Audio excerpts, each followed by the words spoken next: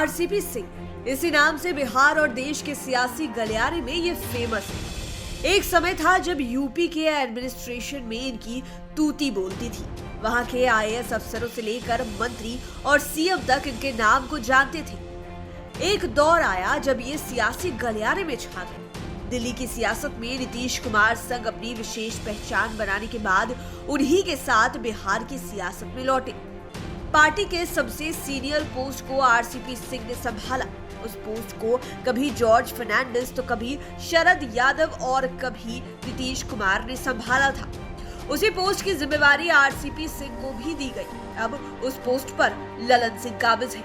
हम बात कर रहे हैं जेडीयू के राष्ट्रीय अध्यक्ष की कुर्सी की, लेकिन पिछले एक साल से आरसीपी सिंह अपनी ही पार्टी में बेगाने बने हुए हैं, बिल्कुल हाशिए पर है। अध्यक्ष की कुर्सी तो चली गई, अब केंद्रीय मंत्री की भी कुर्सी चली जाए तो कोई आश्चर्य नहीं। लेकिन जिस तरह कल आरसीपी सिंह ने जमुई में पत्रकारों के सवालों पर अंदर से बिफरने का काम किया, उससे तो उनके बारे में भी सवाल उठने लगे हैं। पहले आप कल का वीडियो सुनिए। उस वीडियो में आरसीपी सिंह किस कदर गुस्से में आ गए, वे अंदर ही अंदर गुस्सा भी रहे थे और पत्रकारों को नसीहत भी दे रहे थे। पहले आप उस वीडियो को देखिए। चिराग बीजेपी के हनुमान कहे जाते थे, उसी तरह आप भी नीतीश के हनुमान थे। मैं हनुमान नहीं, मेरा नाम रामचंद्र है। जी रामचंद्र जी। तो नीतीश तो इसको सुधार लीजिए। मैं किसी का हनुमान नहीं, मेरा नाम रामचंद्र है। तो आप नीतीश के अरे हम किसी के बारे में क्यों बोले आपको जी? मैंने आपने बोला हनुमान, तो मैं किसी का हनुमान है, मैं रामचंद्र हूँ। मेरा नाम ही रामचंद्र है जी। तो आपने सुन लिया किस कदर पत्रकारों के सवालों पर केंद्रीय मंत्री आरसीपी सिंह झल्ला गए। दरअसल वे इन दिनों लगातार बिहार में जिलों का दौरा कर रहे हैं। इसी क्रम में वे कल जमुई में थे। जमुई चिराग पासवान का लोकसभा क्षेत्र है। यहीं से मुंगेर लोकसभा क्षेत्र शुरू होता है। इसी मुंगेर लोकसभा क्षेत्र से जेडीयू के राष्ट्रीय अध्यक्ष ललन सिंह सांसद हैं।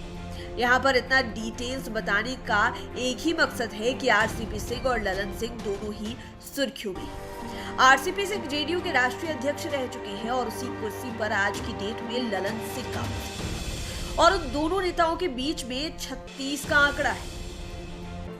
दरअसल कल यानी कि रविवार को एक निजी कार्यक्रम में केंद्रीय मंत्री आरसीपी सिंह भी शामिल हुए थे। इसी क्रम में पत्रकारों ने उन्हें घेरा। आरसीपी सिंह से पत्रकारों ने पूछा कि आप नीतीश कुमार के काफी करीबी माने जाते हैं। जैसे चिराग पासवान पीएम मोदी के हनुमान कहे जाते हैं, ठीक वैसे ही आपको भी नीतीश कुमार का हनुमान कहा जाता है। सवाल आते ही वे अंदर से बिफर गए। सवाल पर आरसीपी सिंह ने दो टूक कहा, मैं किसी का हनुमान नहीं, मेरा नाम रामचंद्र है, सुधार लीजिए इसको। उन्होंने यहाँ तक कह दिया कि ये जो सवाल आप हमसे पूछ रहे हैं, इस तरह के सवाल पूछने के लिए जिसने भी भेजा है उसी से जवाब जाकर ले लीजिए। उन्होंने दोहराकर कहा कि मैं किसी का हनुमान नहीं हूँ, किसी का भी नहीं, इसलिए मेरा नाम रामचंद्र रखा गया है। जब आरसीपी सिंह से यह पूछा गया कि आप जेडीयू में पार्टी के आधार माने जाते हैं, इस पर उन्होंने कहा कि मैं किसी संगठन का आधार नहीं, मैं सिर्फ साधारण आदमी हूँ। पत्रकारों के सवाल और आरसीपी सिंह के जवाब से आप इतना तो जान ही गए होंगे कि इन दिनों आरसीपी सिंह अपनी ही पार्टी से काफी खफा है। नीतीश कुमार के हनुमान कहे जाने पर भी उन्हें आपत्ति है। साथ ही यह भी आप जान गए कि आरसीपी सिंह का पूरा नाम रामचंद्र प्रसाद सिंह है। तो यह भी अब सवाल उठने लगा है कि वे अभी कहाँ हैं? क्या आरसीपी सिंह जेडीयू में हैं? मुख्यमंत्री नीतीश कुमार और आरसीपी सिंह के संबंधों के बीच दरार पड़ गई। आरसीपी सिंह जेडीयू में है भी या नहीं? पटना में आरसीपी सिंह का बंगला क्यों खाली कराया गया? पत्रकारों ने जब इससे जुड़े तमाम तरह के सवाल पूछे तो उन्होंने घुमा फिराकर जवाब क्यों दिया? पॉलिटिकल एक्सपर्ट्स की माने तो आरसीपी सिंह की खिज, यह गुस्सा एक दिन का नहीं है। इस गुस्से के पीछे कहीं न कहीं उनका मंत्री पद है। दरअसल अब उनके मंत्री पद पर तलवार लटक रही है। 7 जुलाई तक ही उनका राज्यसभा का कार्यकाल बचा हुआ है और मंत्री बने रहने के लिए उनको 6 महीने के अंदर लोकसभा या राज्यसभा का सदस्य बनना अनिवार्य है। दोनों में से किसी एक सदन के वे सदस्य बनाए जाएंगे, इसकी संभावना नहीं के बराबर है। ऐसे में जेडीयू के इकलौते केंद्रीय मंत्री आरसीपी सिंह को इस्तीफा देना पड़ सकता है। आरसीपी गए तो उनकी जगह कौन का सवाल अब पैदा होगा। इसका जवाब ललन सिंह है। और यह हम पहले ही बता चुके हैं कि आरसीपी सिंह और ललन सिंह में इन दिनों 36 का संबंध है। ललन सिंह को नीतीश कुमार के अलावा उपेंद्र कुशवाहा का भी फुल सपोर्ट मिल रहा है। ललन सिंह केंद्र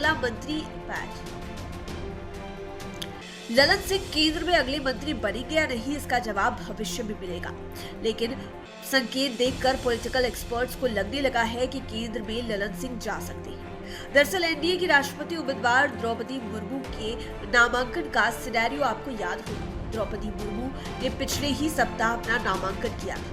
इसमें प्रधानमंत्री नरेंद्र मोदी खुद मौजूद थे। जेडीयू की ओर से 5 प्रस्तावक में ललन सिंह भी शामिल थे। तब प्रधानमंत्री मोदी ने ललन सिंह को काफी स्नेह भाव से बुलाया था, कहा था ललन जी इधर आए। इसके बाद वहां पर के हंसी खुशी वाले माहौल को बिहार ही नहीं बल्कि दिल्ली की सियासत ने भी देखा।